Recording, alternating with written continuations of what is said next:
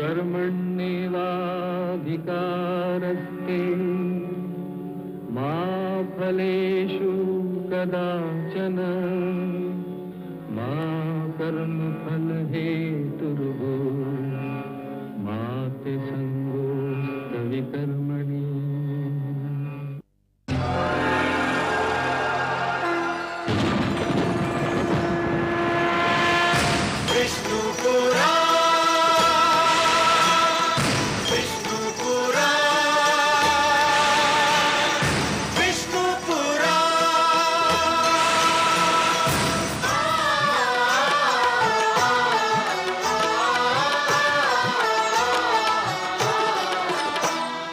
जीव ज्ञान ब्रह्म ज्ञान अथ श्री विष्णु पुराण। जीव ज्ञान ब्रह्म ज्ञान अथ श्री विष्णु पुराण। ओम की कथा महान, ओम की कथा महान। जय श्री विष्णु पुराण, विष्णु पुराण,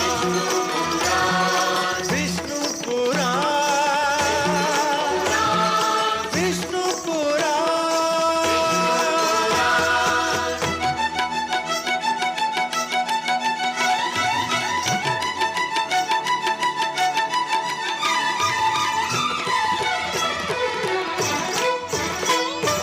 प्रगटे कब तीन लोक, जन्म मृत्यु हर्ष शोक।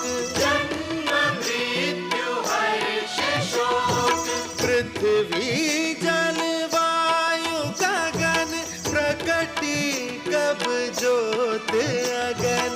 प्रकटी कब ज्योत अगन। इस पुराण में है निहित, इस पुराण में है निहित जप तप और योग ध्यान। विष्णु पुराण, विष्णु पुराण, विष्णु पुराण। मैं माँ हूँ, धरती माँ। जीने के कुछ नियम होते हैं, कुछ सिद्धांत होते हैं जिनका पालन करना मानव का कर्तव्य है। इन्हीं में से एक सिद्धांत ये है कि पूर्वजों के दिए हुए संस्कार को नई पीढ़ियां केवल इसलिए ना तोड़ें कि ये संस्कार पुराने हैं। इन संस्कारों में से एक संस्कार ये है कि पिता परिवार का स्वामी होता है। परिवार का पालन पोषण करके वो भगवान विष्णु का धर्म निभाता है। परिवार के दुख सुख का ध्यान रखना उसका परम कर्तव्य है। महाराज उत्तानपाद से इसी धर्म को निभाने में चूक हो गई। परिणाम स्वरूप उनके पुत्र को वो कष्ट झेलना पड़ रहा है जिसे देखकर मेरा मन भर आया है और माता लक्ष्मी उदास दिखाई पड़ती हैं। ये सोचकर तो दुख और भी बढ़ जाता है कि ध्रुव के कष्ट की श्रृंखला न जाने कब समाप्त होगी।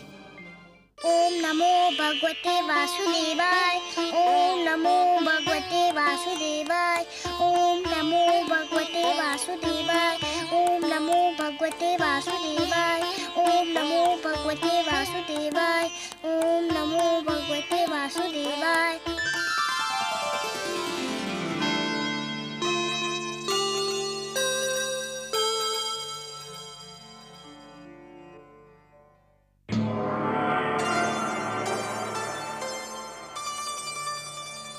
प्रणाम देवी। प्रणाम। हमारे अहोभाग्य कि विष्णु भार्या ने शिवलोक में पधारकर उसे पावन कर दिया। विराजिए। लेकिन देवी, यदि आप मेरे पति भोलेनाथ के दर्शन के लिए पधारी हैं, तो वो इस समय काशी में विराजमान है। मैं आपसे मिलने आई हूँ। तब तो मैं अपने भाग्य पर जितना गर्व करूं उतना कम है देवी। मेरी समझ में नहीं आता मैं इतने महान अतिथि का सत्कार किस प्रकार करूं। ये तो आपकी महानता है जो मुझे इतना सम्मान दे रही हैं। किंतु सत्य तो ये है कि आज मैं शिवलोक में अतिथि नहीं, याचक बनकर आई हूँ। एक विनती लेकर उपस्थित हुई हूँ। विनती? कैसी बातें कर रही हैं देवी? आदेश दीजिए, आज्ञा दीजिए। संपूर्ण संसार जानता है शिव के हृदय में विष्णु वास करते हैं।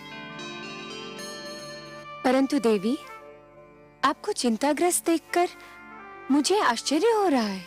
मन में चिंता बैठी हो तो मुख दर्पण में उसकी छाया आ ही जाती है। जब कोई माँ अपने पुत्र के लिए चिंता करती है तब वो छिपाई नहीं छिपती। माँ, पुत्र? मैं कुछ समझी नहीं देवी। आप किस माँ और किस पुत्र की बात कर रही हैं? मैं अपने पुत्र की बात कर रही हूँ शिव भार्या। आपका पुत्र? ये कैसी पहेली बुझा रही हैं देवी? कोई पहेली नहीं है देवी। आप तो जानती हैं ना, मानव लोक के एक छोटे से बालक ध्रुव ने भगवान विष्णु से मिलने की ठान ली है और इसके लिए वो कोई भी कष्ट उठाने के लिए तैयार हो गया है। जानती हूँ देवी, लेकिन वो आपका पुत्र तो नहीं है। अवश्य नहीं है, पर मैं उसे अपना पुत्र मान चुकी हूँ। उसने भी मुझे माँ कहा है। देवी, यदि मेरे योग्य कोई सेवा हो तो आपकी आज्ञा सिर माथे पर। आदेश दीजिए। नन्हा ध्रुव घने वन में घोर तपस्या कर रहा है। उस वन में भयानक पशु हैं। मुझे भय है मेरे ध्रुव पे कोई संकट ना आ जाए। देवी, वनराज आपके वाहन हैं, उन पर आपका अधिकार है। मेरे ध्रुव पे कोई संकट ना आए, यही प्रार्थना लेकर मैं आपके पास आई हूँ। बस इतनी सी बात देवी। यदि इसी चिंता ने आपको पीड़ित कर रखा है तो इसे अपने मन से निकाल फेंकिए। मैं आपको आश्वासन देती हूँ कि वत्स ध्रुव पर आंच भी नहीं आने दूंगी। आप कितनी महान हैं। त्रिलोक के सबसे बड़े दानी की आप हृदय स्वामिनी हैं। आपका हृदय इतना विशाल है कि जो भी आपसे सहायता मांगने आता है उसे आप निराश नहीं करती। अब मुझे विश्वास हो गया है कि मेरे ध्रुव का अमंगल नहीं होगा। आपकी जय हो देवी पार्वती, जय हो।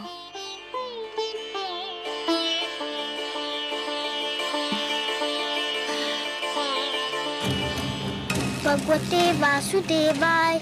ओम नमो भगवते वासुदेवाय।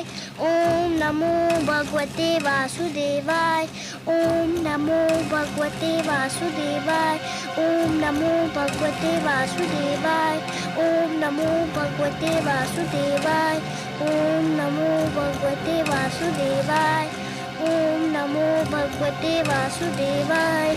ओम नमो भगवते वासुदेवाय। ओम नमो भगवते वासुदेवाय। ओम नमो भगवते वासुदेवाय। ओम नमो भगवते वासुदेवाय। ओम नमो भगवते वासुदेवाय। ओम नमो भगवते वासुदेवाय। ओम नमो भगवते वासुदेवाय। ओम नमो भगवते वासुदेवाय। ओम नमो भगवते वासुदेवाय। ओम नमो भगवते वासुदेवाय।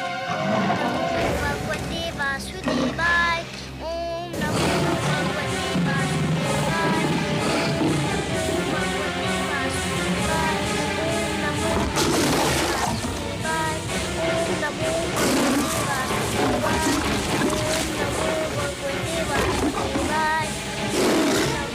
वासुदेवाय।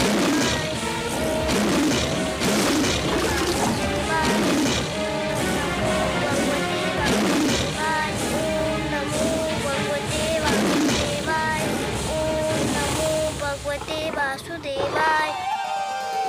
ओम नमो भगवते वासुदेवाय। ओम नमो भगवते धन्य हो पुत्र, वासुदेवाय। धन्य है तुम्हारी ये तपस्या, भगवते तुम्हारा ये विश्वास, तुम्हारा ये दृढ़ निश्चय। वासुदेवाय।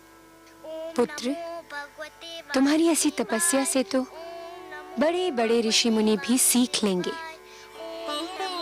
तुम्हारा सदैव कल्याण हो, यही मेरा आशीर्वाद है। नमो भगवते वासुदेवाय। ओम नमो भगवते तुम्हें सदैव सफलता मिले पुत्र, यही मेरी कामना है। वासुदेवाय।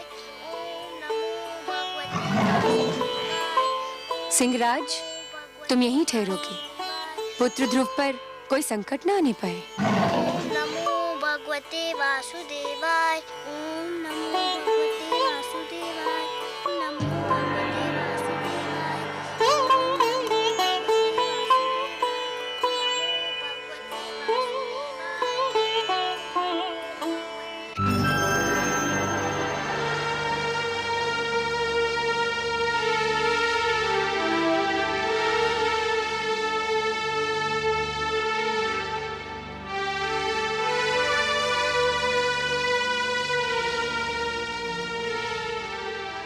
आइए देवी, पधारिए। कहिए, कैसा रहा आपका ध्रुव अभियान? आपकी कृपा से भोलेनाथ, ध्रुव को कोई हानि नहीं पहुंची। वो बाल बाल बच गया। मैं सही समय पर वहां पहुंच गई थी। परंतु देव, मेरे आश्चर्य की सीमा ही नहीं रही ये देखकर कि बालक ध्रुव ने इतना सब कुछ हो जाने के पश्चात भी आंख तक नहीं खोली, जैसे कि उसे ज्ञान ही न हो कि वो किन संकटों में घिरा हुआ है। वातावरण से अनजान वो बालक आंखें मूंदे दृढ़ संकल्प के साथ मंत्र जाप करता रहा। इसमें आश्चर्य की क्या बात है देवी? ध्रुव का तो अर्थ ही होता है अटल और दृढ़ निश्चय। जो अटल है वो ध्रुव है, जिसे कोई अपने स्थान से डिगा नहीं सकता, वही ध्रुव है। कितने भाग्यशाली होंगे वो माता पिता देव जिनका वो पुत्र है। देवी, भाग्य की परिभाषा सभी अपने अपने ढंग से और अपनी अपनी स्थिति के अनुसार करते हैं। बालक ध्रुव के माता पिता अवश्य भाग्यशाली हैं, किंतु यह सत्य अभी तक उन पर विदित नहीं हुआ है। वे स्वयं को इसलिए अभागे समझ रहे हैं क्योंकि उनका पुत्र, उनकी आंखों का तारा उनकी आंखों से ओझल हो गया है। तनिक देखिए तो क्या दशा हो रही है उन बेचारों की।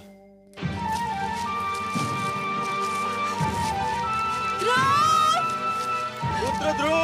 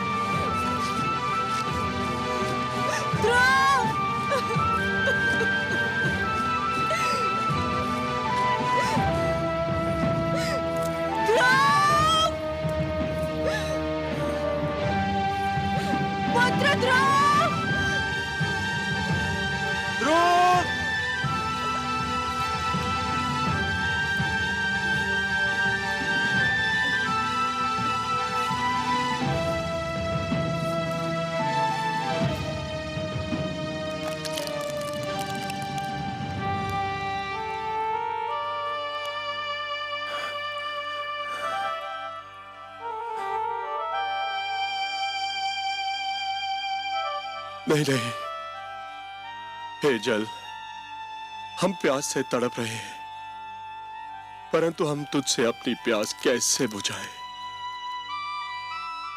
न जाने हमारे लाडले पुत्र ध्रुव की प्यास तूने बुझाई है या नहीं। कहीं ऐसा ना हो कि हम तुझसे अपनी प्यास बुझा लें और हमारा पुत्र तेरी एक एक बूंद को तरसता रहे। नहीं, हम अपनी प्यास बुझाकर ऐसा पाप नहीं कर सकते, नहीं कर सकते, नहीं कर सकते।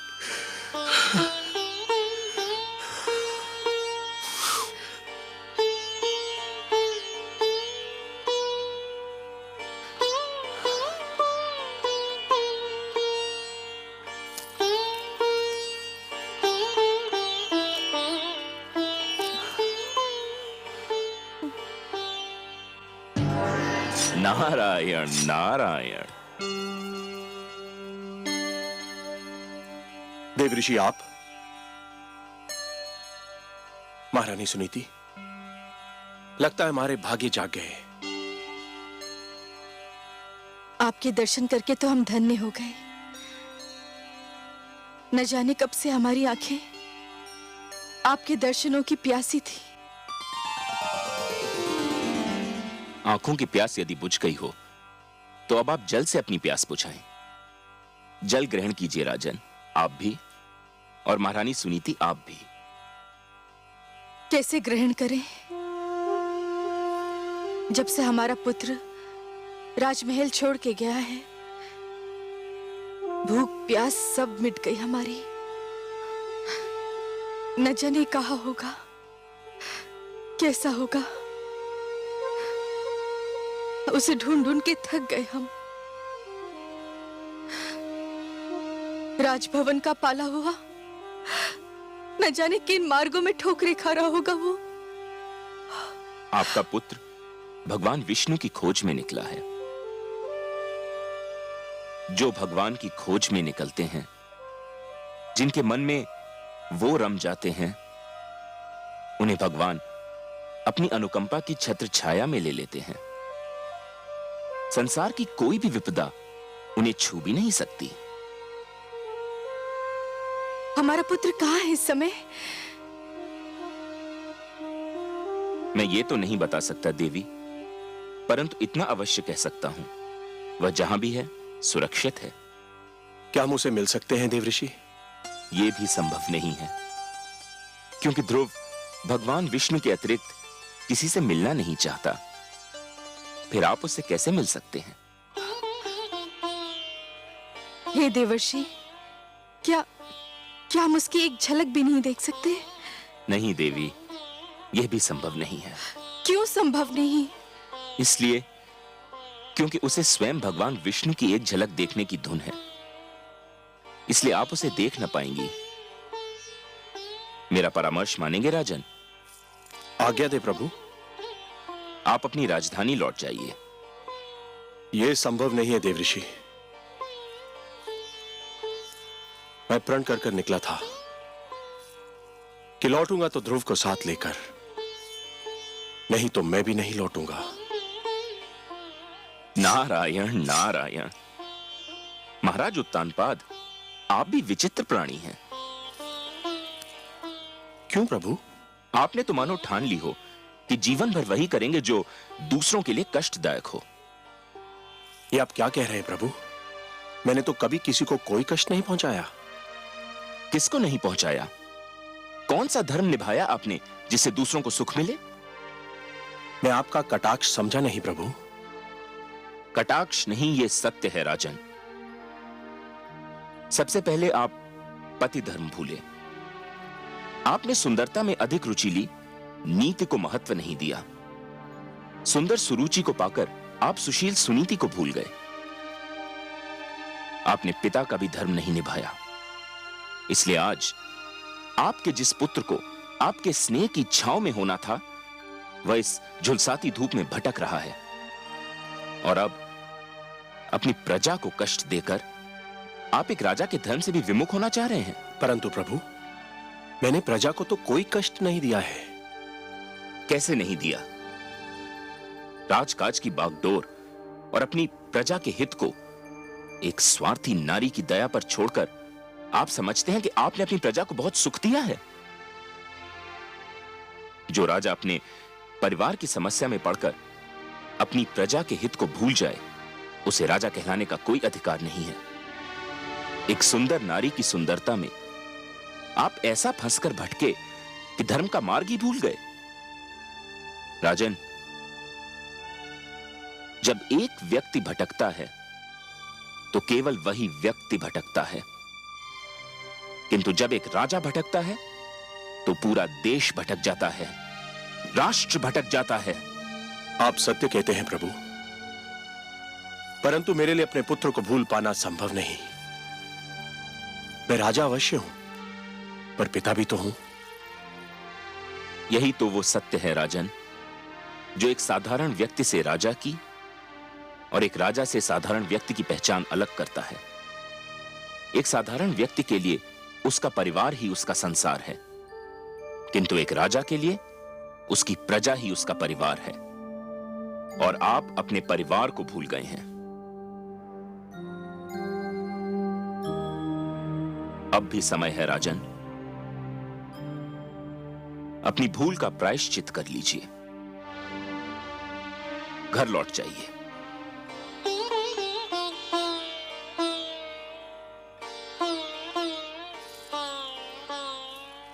देवर्षि, आप तो मेरे पूज्य पितामह हैं, सृष्टि के सबसे महान पथ प्रदर्शक हैं। आपने तो सदैव ही भटकों को मार्ग दिखाया है। आपने मुझे भी धर्म का मार्ग दिखाया है। मुझे मेरी भूल बताकर आपने बड़ा उपकार किया है। प्रणाम है आपको, बारंबार प्रणाम है। आपकी आज्ञा शरोधार्य करके मैं अपने परिवार, अपनी प्रजा के पास वापस लौटता हूं।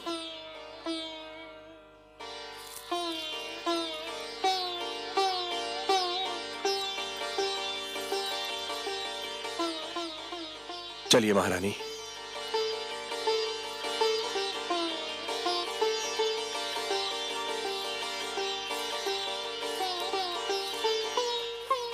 चलो, माता पिता को तो सद्बुद्धि मिल गई। अब देखें ध्रुव की स्थिति क्या है। नारायण नारायण।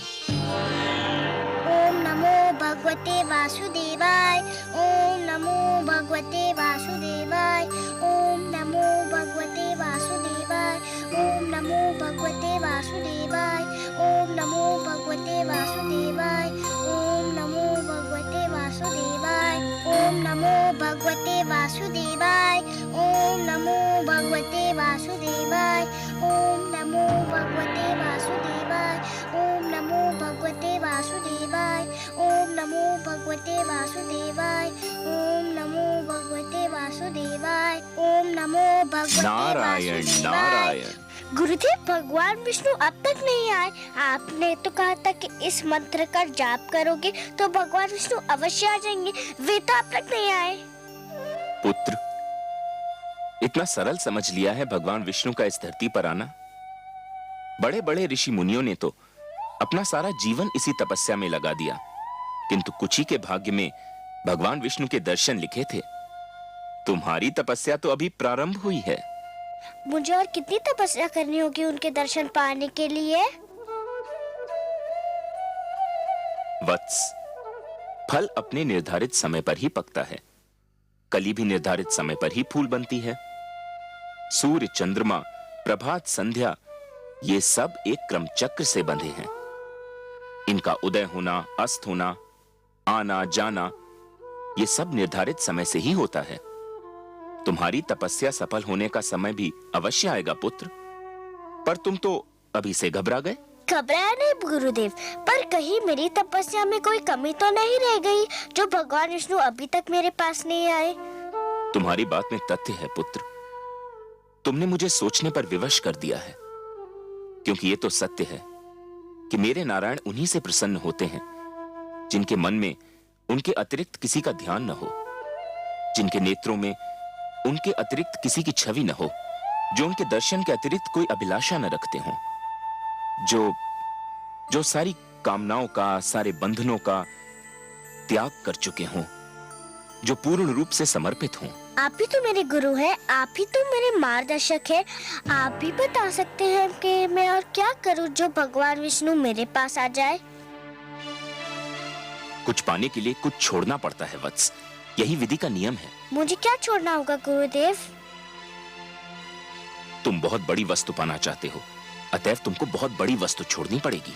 आप उस वस्तु का नाम बताइए, मैं उसे छोड़ दूंगा। खाना छोड़ सकते हो? हाँ, छोड़ दूंगा। तब तो भगवान विष्णु मेरे पास आ जाएंगे ना? अवश्य आएंगे, अवश्य आएंगे पुत्र। कोई कितना भी आग्रह करे, कितना भी विवश करे, बस तुम खाने को हाथ मत लगाना।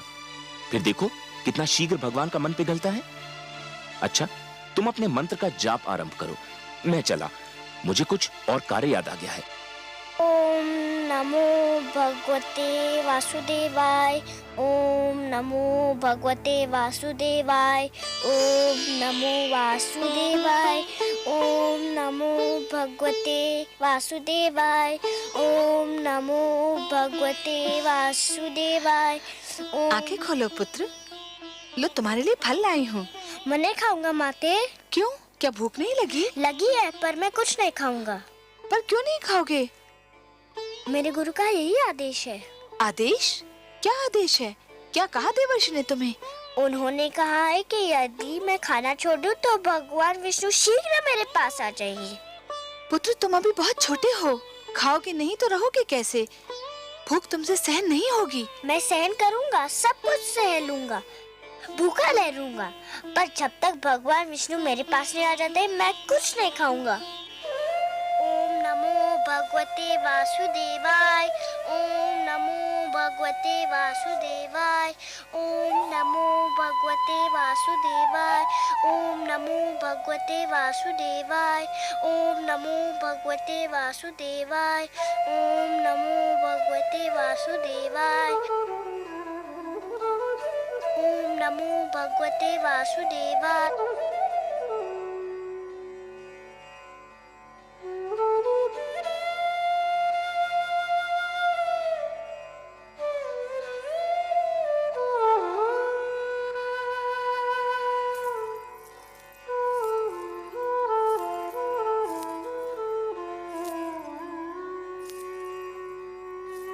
आपका मुख आपके मन का दर्पण है देवी। मन में चिंता हो तो उसकी छाया आपके मुख पर कहीं दूर से दिखाई देने लगती है। और आज तो आप सिर से पांव तक चिंता की मूर्ति बनी हुई हैं। सब कुशल तो है? कुशल कहाँ कमल नयन, देवर्षि नारद को न जाने समस्याएं खड़ी करके क्या आनंद आता है। एक और नई समस्या खड़ी कर दी उन्होंने। अब कौन सा नया पुष्प खिलाया उन्होंने? पहले तो उसे वन में तपस्या करने के लिए छोड़ दिया। मुझे यही चिंता क्या कम थी कि वन के पशुओं से उसकी रक्षा कैसे होगी। और अब उन्होंने ध्रुव को आदेश दिया है कि आहार भी त्याग दे। देवर्षि ध्रुव के गुरु हैं। गुरु की आज्ञा का पालन करना शिष्य का कर्तव्य होता है। गुरु तो भगवान से भी बड़ा होता है। इसका अर्थ ये हुआ कि आप भी देवर्षि से सहमत हैं? वो तो नन्हा सा बालक है, तनिक सोचिए तो, आहार त्यागने से उसकी क्या दशा हो जाएगी।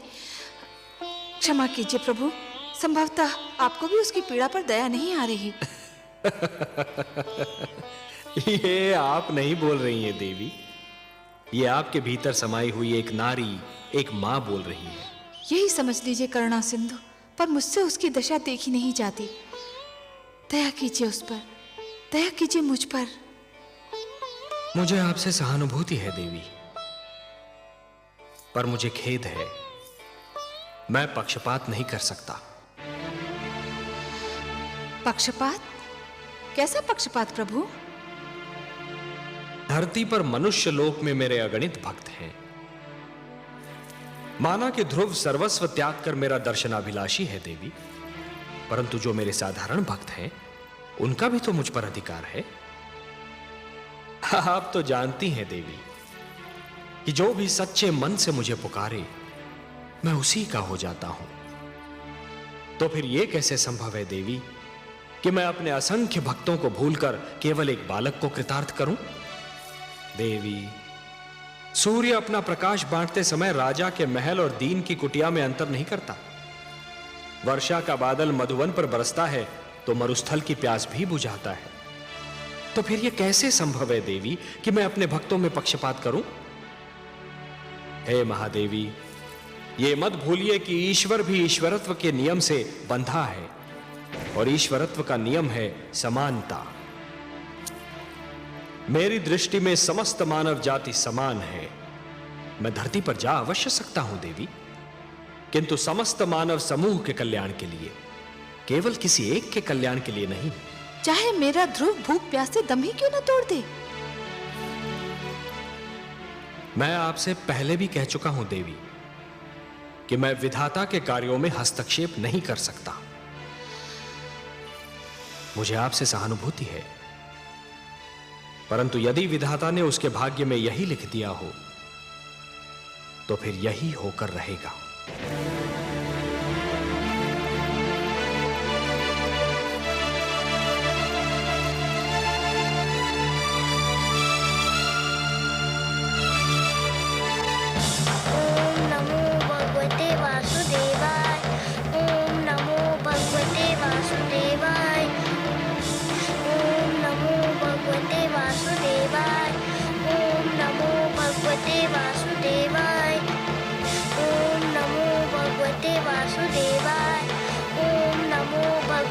वासुदेवाय।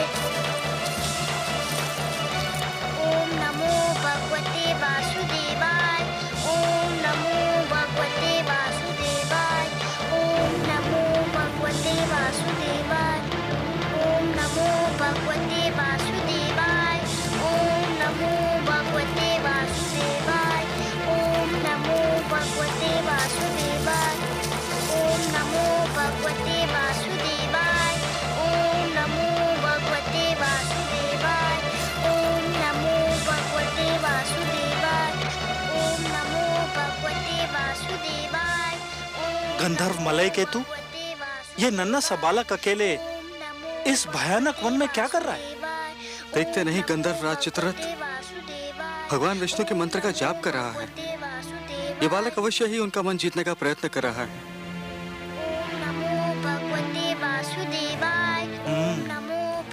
ये तो चिंता का विषय है गंधर्वराज।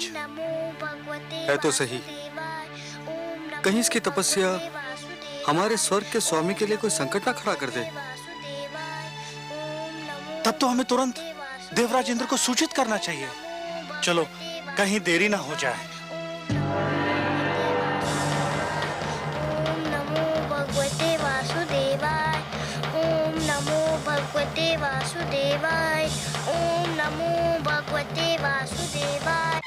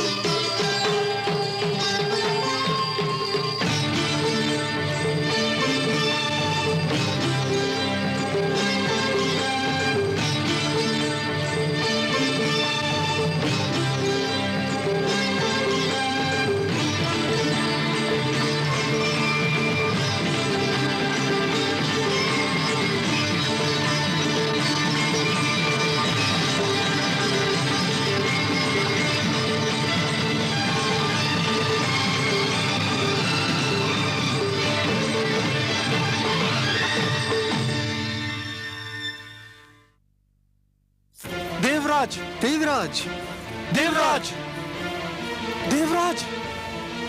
क्या बात है गंधर्वराज चित्ररथ? क्या हुआ गंधर्व मलय केतु? तुम दोनों इतने घबराए हुए क्यों लग रहे हो? क्या कहीं कोई अनर्थ हो गया? अनर्थ हुआ तो नहीं देवराज, पर हो अवश्य सकता है। स्वर्ग पर संकट की छाया है। क्या कह रहे हो? तुम तो लगता है अपना मस्तिष्क ही खो बैठे हो। तुम बताओ मलय केतु, क्या बात है? हम दोनों एक वन से जा रहे थे कि हमें एक छोटा सा बालक भगवान विष्णु की तपस्या में मग्न दिखाई दिया। तो क्या हुआ? उसके सामने फलों से भरी थाली रखी हुई थी। सारे फल सूख चुके थे। इसका अर्थ यह हुआ कि उसने आहार भी त्याग दिया है। बड़ी कठिन तपस्या लग रही थी उसकी। एक बालक क्या और उसकी तपस्या क्या गंधर्वराज? हमें इससे क्या भय? हमारे मन में उसे तपस्या करते देखकर ये भय समा गया कि कहीं वो भगवान विष्णु से इंद्रासन ना मांग ले। मेरा आसन? ये क्या कह रहे हो? गंधर्व मलय केतु सत्य कह रहे हैं देवराज। धरती लोक के वासियों की दृष्टि सदैव इंद्रासन पर लगी रहती है। इंद्रासन इतना महान है कि हर कोई उसे लेना चाहता है। स्वर्ग को कौन नहीं जीतना चाहता देवराज? तुम दोनों ने तो मुझे चिंता में डाल दिया। नारायण नारायण।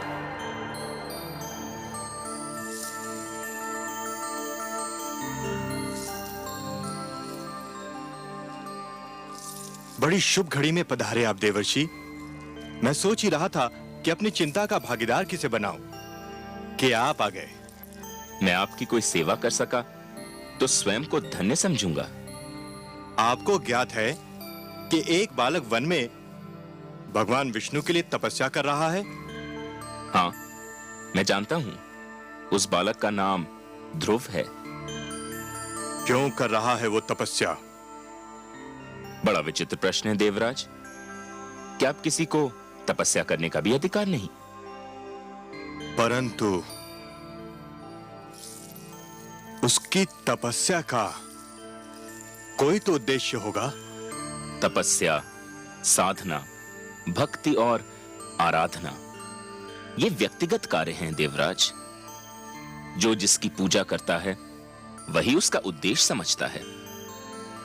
आराधक और आराध्य के बीच आने का किसी को भी अधिकार नहीं। मुझे इतना भोला न समझिए देवर्षि। धरती के वासी स्वार्थ के बिना ईश्वर की पूजा भी नहीं करते। इस बालक का भी अवश्य ही कोई स्वार्थ है। मानता हूं देवराज, आप सत्य कह रहे हैं, किंतु ध्रुव के विषय में कहना उचित न होगा। क्यों? मानव लोक के वासियों के मन में साधारणतया दो ही प्रलोभन होते हैं। या तो उन्हें सत्ता का लोभ होता है या फिर धन का। ध्रुव महाराज उत्तानपाद का ज्येष्ठ पुत्र है, सो उसे सत्ता का क्या लोभ होगा? सत्ता तो आज नहीं तो कल उसके हाथों में आनी ही है। और आप तो जानते ही हैं देवराज कि धरती पर जिसके हाथों में सत्ता होती है उसके चरणों में धन का ढेर लग जाता है। सो ध्रुव को धन का भी लोभ नहीं हो सकता। हमारे गंधर्व तो कुछ और ही सोचते हैं। क्या सोचते हैं आपके गंधर्व? इनका विचार है और हमारे विचार में इनका विचार कुछ अनुचित भी नहीं कि ध्रुव भगवान विष्णु से वरदान में हमारा सिंहासन मांगने वाला है। नारायण नारायण। देवराज, धरती पर कई बार प्रलय आई और फिर सृष्टि की रचना भी हुई। युग बदले, शताब्दियां बदली, कल्प बदले, मनवंतर बदले, पर नहीं बदले तो आप। उधर क्षण भर को किसी ने साधना में आंख क्या बंद कर ली, इधर आपका सिंहासन डोल गया। विश्वास कीजिए देवराज, ध्रुव का ऐसा कोई उद्देश्य नहीं है। आप जानते हैं देवर्षि की इंद्रासन पर सबकी आंखें लगी रहती हैं। पहले भी कई बार कई लोग इसे हथियाने का प्रयास कर चुके हैं। मुझे यही चिंता है। आपको चिंतित रहने का इतना अभ्यास हो चुका है देवराज कि यदि आप चिंतित न लगें तो अधूरे से लगते हैं। ध्रुव की दृष्टि में इंद्रासन तुच्छ है। उसकी दृष्टि तो कहीं और ऊंचाई पर लगी हुई है। परंतु आप चाहते क्या हैं देवराज? मैं चाहता हूं कि उसकी तपस्या में बाधा पड़ जाए, उसकी साधना टूट जाए। आप अपनी इच्छा के स्वामी हैं देवराज, किंतु इतना जान लीजिए कि ध्रुव के मन में जो सूर्य उदय हो चुका है उसे विरोध की कोई भी घटा ढांप नहीं सकती। उसके जीवन में जिस सुगंध ने जन्म ले लिया है उसे कोई भी दीवार रोक नहीं सकती। मैं रोकूंगा उसे, आप देखते जाइए। अवश्य दिखाइए। मुझे तो यूं भी आपकी लीला देखने में बड़ा आनंद आता है। नारायण नारायण। रक्षिता, आज्ञा देवराज। रक्षिता, तुम्हें अभी इसी समय धरती पर जाना है। उस वन में जाना है जहां एक नन्हा बालक ध्रुव भगवान विष्णु के लिए तपस्या कर रहा है, तुम्हें उसकी तपस्या भंग करनी है। जो आज्ञा देवराज। उसकी तपस्या भंग करने का ढंग मैं बताता हूं तुम्हें, ध्यान से सुनो। ओम नमो भगवते वासुदेवाय। ओम नमो भगवते वासुदेवाय। ओम नमो भगवते वासुदेवाय। ओम नमो भगवते वासुदेवाय। ओम नमो भगवते वासुदेवाय। ओम नमो भगवते वासुदेवाय। ओम नमो भगवते वासुदेवाय। ओम नमो भगवते वासुदेवाय। ओम नमो भगवते वासुदेवाय।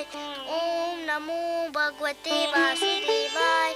ध्रुव, ओम नमो भगवते मेरे पुत्र, तू यहाँ है नमो और मैं तेरी खोज में न जाने कहाँ कहाँ भटक रही थी। नमो भगवते वासुदेवाय।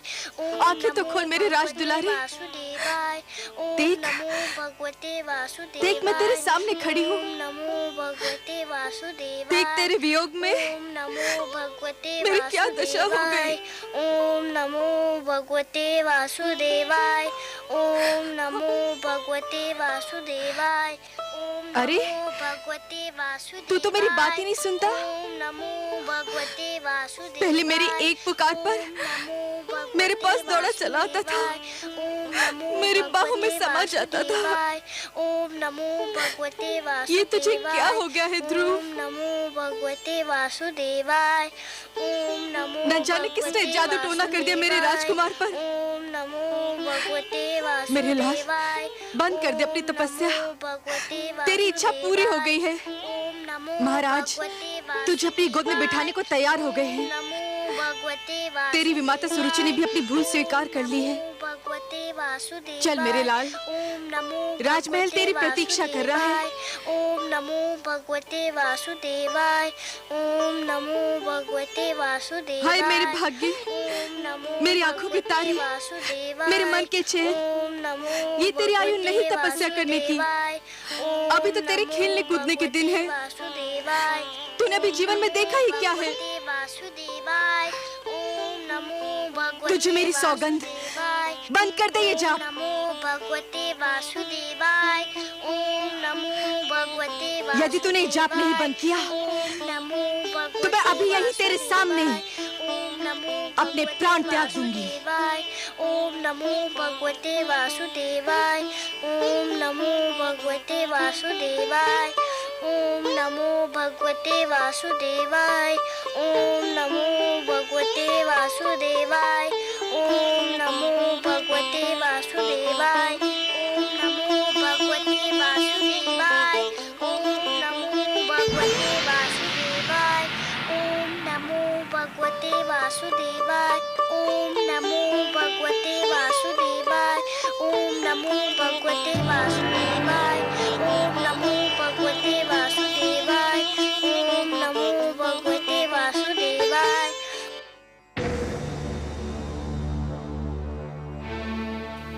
तुमने खाना छोड़ दिया है, यदि पानी पीना भी छोड़ दो तो भगवान विष्णु और भी शीघ्र तुमसे मिलने आ जाएंगे।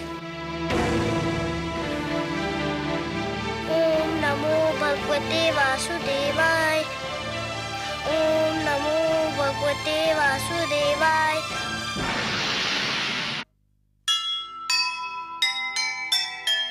यह कैसा संकल्प है, यह कैसा विश्वास। सब संकट सहती गई, प्रभु दर्शन की आस। देवलोक में मच गया भीषण हाहाकार। डिगा नहीं ध्रुव